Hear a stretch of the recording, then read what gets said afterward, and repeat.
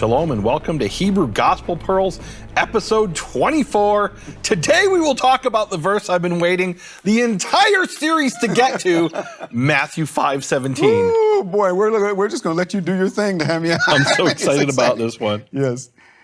So let's start with the verse. Do you want to read? Can you start reading it in Greek? Yeah, right.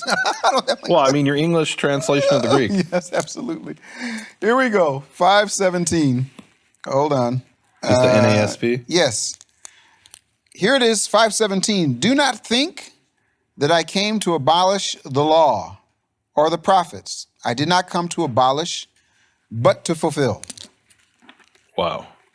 And I'm telling you right now, Nehemiah, this is going to be, I don't know if we'll ever, I don't know how long, it's going to take a long time to get out of this verse. You know, this verse for me is I mean, I get people all the time who ask me, and rightfully so, why on earth are you spending so much of your energy and time and resources on studying the teachings of Jesus of Nazareth, Yeshua, when you're not a Christian? And I think it's a large part because of this verse.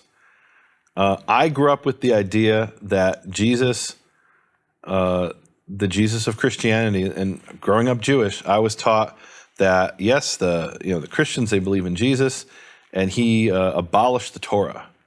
He led people astray, was the term, mesito mediach, which is he incited and led astray. And how did he incite and lead astray?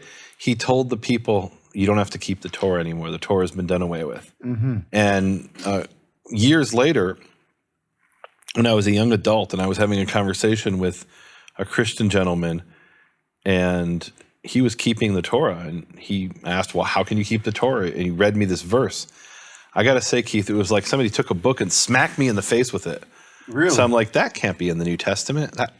What? What? No, that's contrary to everything that Christianity is about, which is that, the Jews, they follow the old covenant, and the Christians now have the new covenant, which has replaced the old covenant. And part of that is abolishing the law, and Jesus is the new law. Now, is this not what Christians teach? Yeah, and actually, Nehemiah, to be honest with you, we probably should have stopped Hebrew Gospel Pearls after the last episode.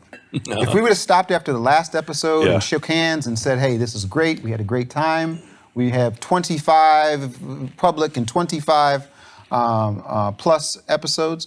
But I have to be honest with you, this verse, 5:17, is one that it's not going to be easy to get through this one.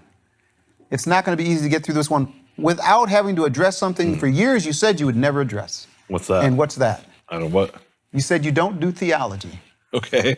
I don't think we have to do theology. I don't think we have to either. I don't want to do theology. I want to focus on what the text says. Absolutely. Because theologically you can say, yes, the purpose of the sacrifice of Jesus Christ was to, fulfill some function, and therefore we don't keep. Okay, that could be, that could not be. Right. That's a matter of theology. What does the text say? Exactly. And this text is as clear as you could possibly be. So what I want you to do, again, folks, we're used to doing this. I want you to read it in Hebrew, and then I want you to translate it Nehemiah style. Okay, Nehemiah style. All right. I'm not sure I know what that means, but sure. I do. So, all right, let me pull up. I've got here. Now this is interesting here. Yes. Because it's interesting. In the last few episodes, we talked about Dr. Mark 2 episodes ago, and about textual criticism. But I just realized this: there were almost no textual critical issues in those verses we covered. 13 and then 14 through right. Whether he was written with a vav or a yud, which was a very trivial issue, which illustrated kind of what was going on with textual criticism. And can we say something but you still checked all the manuscripts? Oh yeah, absolutely. There's just nothing interesting to talk about. Yep. Here we've got some major textual critical issues, to the point where we have a sharp distinction between what I've called Group A and Group B. Amen. And then we have a piece of I don't even know how we're going to have time to do all this, but there's a smoking gun. Now, we brought a smoking gun in a previous episode from what I call Manuscript Q, and it turns out Manuscript Q has layers to it I didn't even know about, and it really shed some light on what was going on. So let me read the verse. Okay. I'm going to read it first from the B group. The B group includes the British Library manuscript, which is what George Howard used. Ba'et hahi amal Yeshua letalmidav. At that time, Yeshua said to his disciples, Al tachshavu shabati lahafer Torah. Do not think that I have come to abolish the Torah or violate the Torah, invalidate the Torah. Ela lahashlim, but rather to complete, to make perfect. We'll talk about what that means if we have time. Now, Group A manuscripts, and I'm going to read specifically from Q, has something not that different, but slightly different. Ba'et hahi amal Yeshua letalmidav. At the time, Yeshua said to his disciples, Al tachshavu shabati lahafer Torah ve'hanevi'im. Do not think that I have come to abolish the Torah and the prophets. Lo bati lahafer el lahashlim. I have not come to abolish, but rather to complete, to fulfill. And the difference there is 4 words. 4 words we don't find in the B group, which includes manuscripts. And I'm giving letters because each one has like a long name, right? Like Z is London British Library. I don't even remember the number.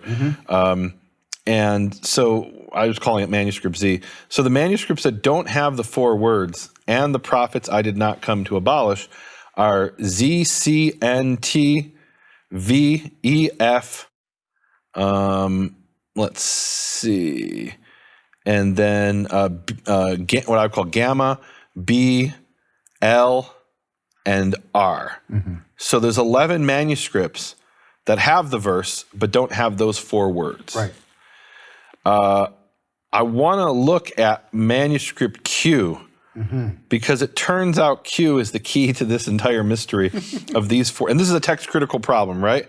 In other words, in Matthew 5:17, does it say, I did not come to abolish the Torah, but to fulfill? Or does it say, I did not come to abolish the Torah and the prophets, but I did not come to abolish, but to fulfill, right?